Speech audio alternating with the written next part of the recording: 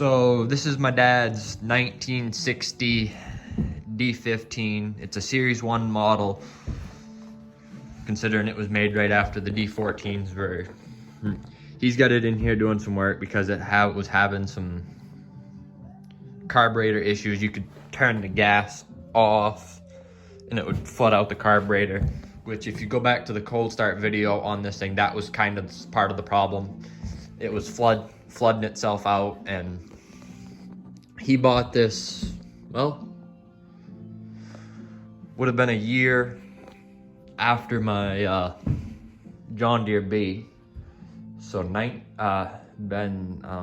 John Deere B, we bought that in 2015. So this was 2016. Really nice tractor, runs really good. I really like it, and it's nice tractor. We've done some things to it, like for instance, it's got Ford pie weights on it, which my dad were originally on my dad's D14 when we were still part of the Antique Tractor Club. We put them on the tractor so we could, put weight in it. And it doesn't have,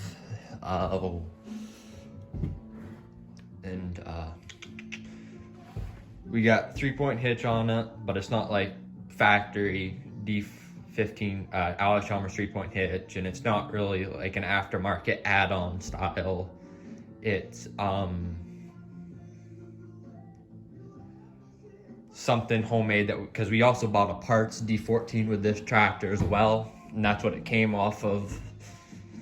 So it works. Not as great as I'd like it to be, but it works just fine. And really nice tractor.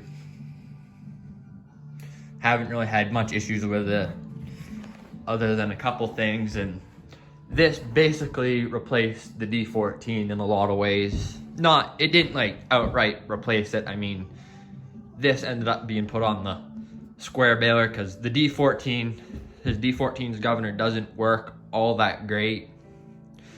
Well, it doesn't really work at all, so you'd get a big charge of hay into that 14T. It would snub that baler up, and we'd constantly be breaking shear pins. Well, the first year we had this tractor, we put it on the baler, and it ran the baler just great. The baler didn't plug with a big charge of hay. It just kept right on chugging along. So this is pretty much the baling tractor now. And if I seem cold, it's because I don't have the wood stove running in this garage.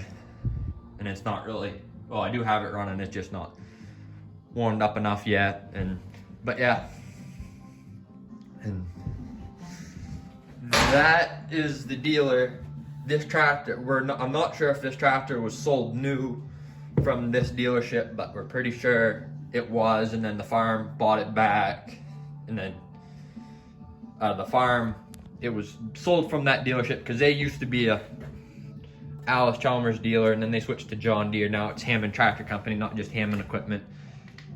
And I'm pretty sure they bought the tractor back, painted it up, made it look nice, and then sold it again. And yeah, let's see if I can get around here.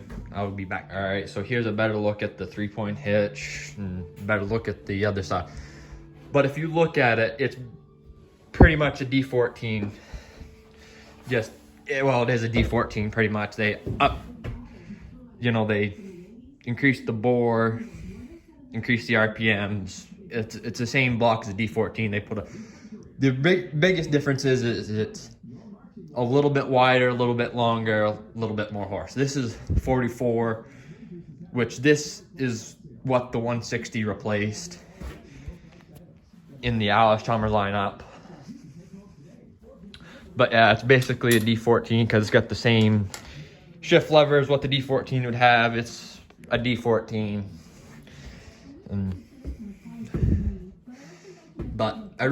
But me and my dad both kind of would like to find a Series 2. He probably wants just a plain Series 2 gasser, more than I really want a Series 2 diesel, or I really want a D Series diesel in general. And I definitely want to find a narrow front D15 or a D17. But yeah, so this is the tractor. Nothing special about it really. What else?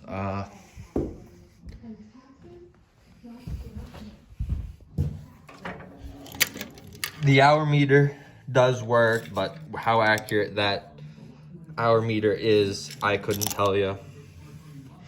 And the tack doesn't actually work in it, but other than that, it runs good. It runs our little, I think 5.5 foot Dearborn 3-point hitch disc just fine, and it's a good tractor. Really kind of wish it was, but I mean, considering what we